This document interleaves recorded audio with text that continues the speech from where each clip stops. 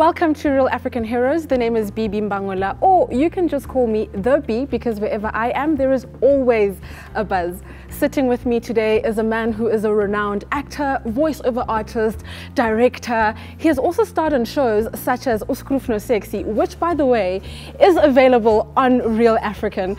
I am speaking about a man who's also an activist, and we'll unpack all of that in the conversation with him. Mr. Nero M. Matsunyane, thank you so much for joining me. How are you? Thank you so much. I'm fine. How are you? I'm great. It's so lovely to have you. Finally, we make it. Yes, finally. So now, you've been part of the African entertainment and TV film industry for an incredibly long time, and you are one of the veterans in the South African film industry. What has been your favorite growth in the film and entertainment industry over the years? When I started in this industry, my mentor then at the time, when I was doing my first drama series on SABC, it wasn't SABC, there was TV1 or TV3, called Malunya. My mentor said to me, he found me sitting on a dolly that didn't even have a camera, and I was doing this. And he said, so where do you see yourself in 10 years? I was like, I think I'll be directing my first drama series. Okay. And he's like, oh really? So what are you going to do about it? So, well, I'm going to Pretoria Tech and do some drama. And he said to me, I'll teach you more drama than the Technicon ever will. I was like, oh, okay. And I never went to school. Oh, well. So he took me under his wing, and every production he did, I worked with him as his assistant, whether I was a runner or an AD, but at the same time, he taught me my first lesson in directing in a car, traveling to Tihani, going to shoot another drama series. And I said, hey John, I hear you always saying we're crossing the line. What's this line? You talk, what's this line? Where is it? What are you and he's like, okay, have you got a pen and paper? And he was driving, so draw two squares that represent your television screens, draw one guy looking this way, other one looking that way. And he explained to me in detail how the line of axis worked.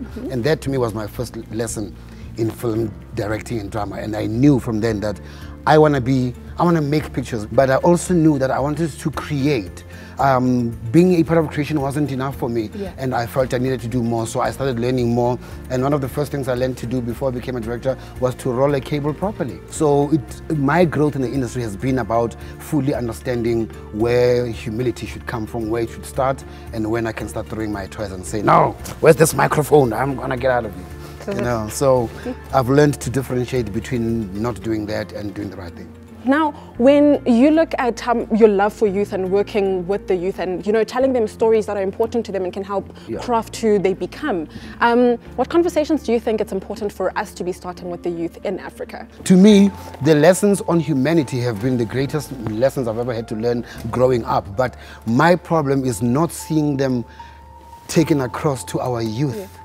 Nowadays, people, like for instance, I used to smoke cigarettes quite a lot when I was young as well, but if you saw somebody older, you'd hide it, even if you didn't know them. I remember. Nowadays, you know what I'm talking about. Nowadays, that's what you're talking about. And you didn't have to know the guy, but because they were much older than you, you just respect their presence.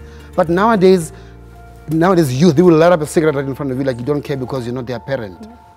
And to me, that is an essence of where it starts in terms of respecting each other as genders, as individuals. I need to look at you first and say, here is an individual, here is Miss B, before I see, oh wow, here's this beautiful chick.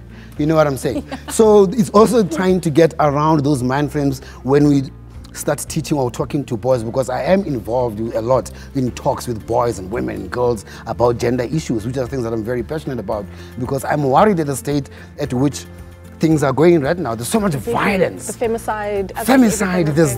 There's men are trash, and we're like, whoa, hang on. How did we get there?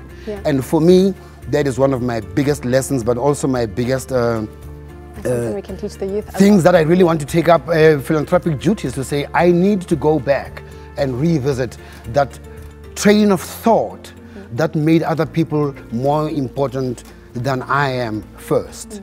Ubuntu, I am because you are, and because you are, therefore I am. That's the way it comes from. And we have lost the very thing, I think, the very fabric that used to join Africa together.